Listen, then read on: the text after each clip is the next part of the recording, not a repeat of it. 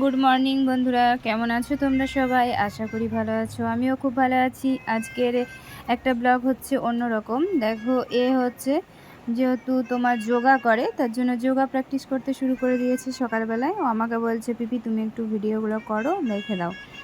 তো সেজন্য এখন আমি দেখে দিচ্ছি। ও এখন যোগা প্র্যাকটিস চলছে।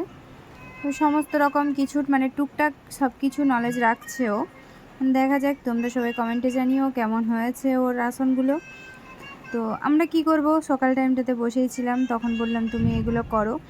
তার সাথে দুটো কমেন্ট পড়ে নিই। অনেক জনে জিজ্ঞাসা করেছো, যে সবাই বলেছো, সুস্মিতাদি বলে একজন আছে, সে বলেছে দিদি তোমাদের পুজোটা কেমন, এইটা তুই তোমাদের বাড়ির পুজো? আমরা বলেছি হ্যাঁ, এটা আমার বাড়ির পুজো। আরেকজনা বলেছে দিদি তোমার ভিডিও দেখতে আমার খুব ভালো লাগে।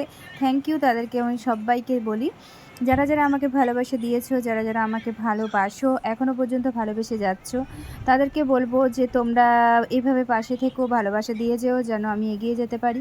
তোমরা না থাকলে কিন্তু কোনো মতে আমি এগোতে পারবো না। তার জন্য সবাইকে পাশে থাকতে হবে। আর আমি যতটুকু পারি নিজের ঘরোয়া জিনিস দেওয়ার চেষ্টা করি, বাট আমি ওখানে পারি না, যেহেতু শ্বশুরবাড়িতে পারি না। এটা আমার বাপের বাড়িতে এইগুলো যেগুলো যতগুলো ভিডিও দেখছো এখন, কারণ এখানে ধরো সময়টা আমি অনেক পাই, তাই টুকটাক দেওয়ার চেষ্টা করি। তার সাথে বিকালবেলায় দেখো এদের প্র্যাকটিস চলছিল, স্যার এসেছিলো, ওদেরকে শেখানো হয়। এটা আমাদের এখানে একটা কালী মন্দির, কারণ বাইরে কোথাও হয় না, যেহেতু তোমার ওরকম প্রেস নেই বাইরে বাকিটা। তার সাথে আমাদের ছোটরাও চলে গেছে ব্যায়াম করতে। কেমন লাগছে একটু জানিও, কমেন্টে বলো।